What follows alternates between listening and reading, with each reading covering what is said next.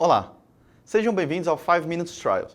Hoje, vamos continuar nosso mês temático sobre os principais estudos que avaliaram terapias na insuficiência cardíaca descompensada, uma das principais causas de internação hospitalar em pacientes acima de 65 anos e responsável por mais de 1 milhão de atendimentos anuais nos Estados Unidos. Os diuréticos, em especial os diuréticos de alça, como a furosemida, estão entre as medicações mais utilizadas no manejo de pacientes descompensados.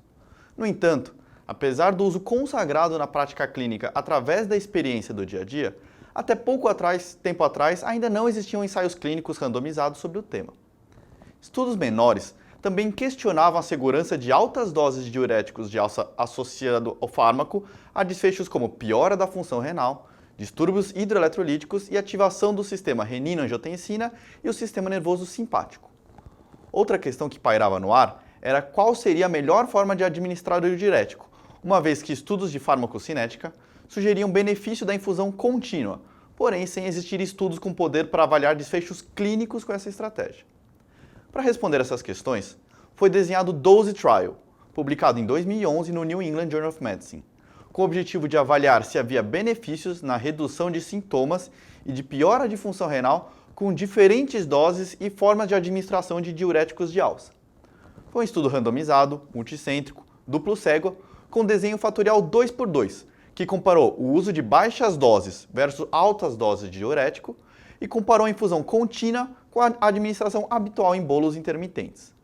Foram incluídos pacientes com histórico de insuficiência cardíaca admitidos nas últimas 24 horas com sinais de IC descompensada. Os pacientes ainda precisavam utilizar diuréticos de alça em uma dose equivalente a 80 até 240 mg de furosemida há pelo menos um mês antes da hospitalização. Foram excluídos pacientes com pressão arterial sistólica inferior a 90 mm de mercúrio, creatinina acima de 3 e com necessidade de inotrópicos ou vasodilatadores endovenosos. Foram randomizados 308 pacientes para os grupos comparando o uso de dose habitual de furosemida com o uso de altas doses definida como 2,5 vezes a dose usual do paciente, comparando o uso de infusão contínua versus a administração em bolos a cada 12 horas. Após a randomização, os grupos ficaram homogêneos, com idade média de 66 anos, fração de ejeção de 35%, maioria de pacientes isquêmicos, 80% em uso de beta-bloqueadores e 60% em uso de ECA ou BRA. A creatinina basal ficou ao redor de 1,5.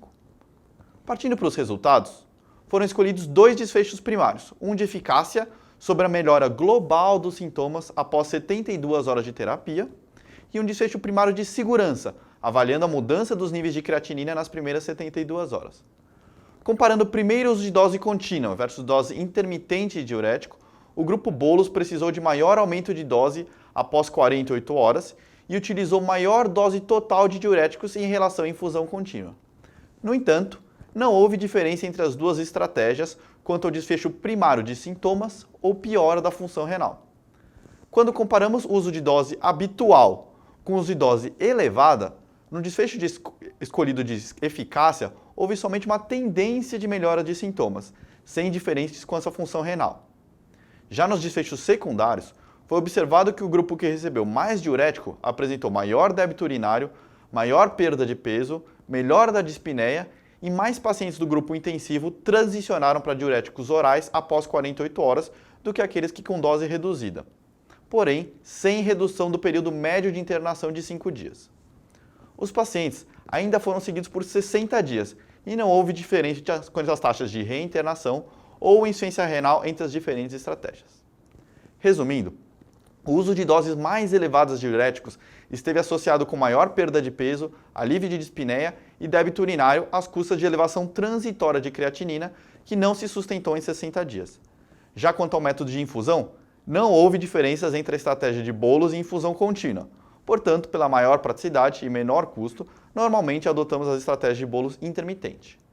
Vale ressaltar que o estudo só incluiu pacientes já com um diagnóstico prévio de IC e que utilizavam doses moderadas a altas de diuréticos previamente no ambulatório. Dados para pacientes agudos ou menos graves não podem ser retirados desse estudo.